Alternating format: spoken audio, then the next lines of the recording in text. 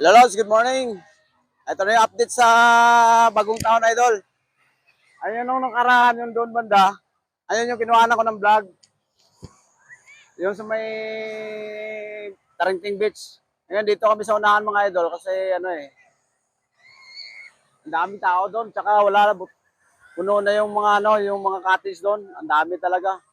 At saka yung nakuha namin cottage, yan, dito yon. Yung sa may trapal na yan.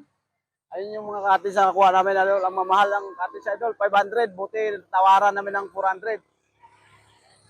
Kaya, ayan, dito, maganda rin dito kasi yung buhangin, oh. Ayan, kita mo yung mga buhangin. Medyo flat yung elevation ng, ng tabing baybayin. Ayan, oh, may naliligo. Marami rin naliligo. Oh. Tsaka, idol, yung mga pambot niya, idol, pwedeng maririntahan yan, niririntahan ng mga naliligo dito. Ayan, yung doon at saka yung sa may unahan. Pwede marintahan yan, kaya lang hindi ko alam kung magkano yung presyo.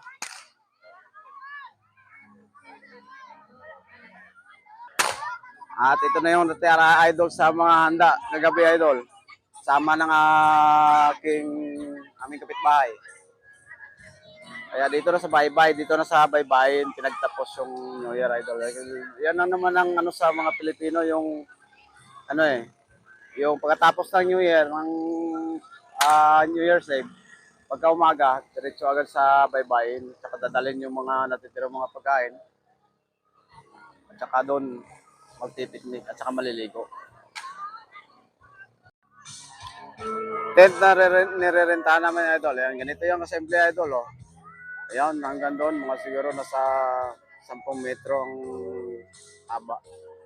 Tsaka nasa 3 metro yung lapad niya. 500 agad, idol. Buti natawaran ng 400. Yung ganitong elevation, idol, mas maganda kapag tulad ng parting Cebu, white sand. Oh, tingnan nyo, idol. Ganda na elevation eh. Ayan. Saka lapad, galing dito sa may pangpang. May kalsada, lapad ng niya, space niya. Lalo na kapag puting buhangin ito, napakaganda tignan ito, idol. Ayan, idol, yung isang bangka na idol, nirerentahan na yan nila, oh. Ayan, ang dami nakasakay, idol. Yung bangka na idol, bangka ng pangisda yan eh. Kaya pagka ganitong okasyon, nirerentahan ng mga naliligo dito yan. Nagbuboting sila kung saan saan sila pupunta. Ayan. Tapos doon sila sa may magagandang kasi dito medyo lubog yung tubig.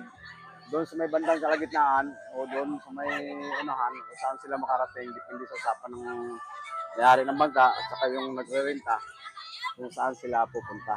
Kaya ayan, ganda. Enjoy yan, idol, kasi dami nila.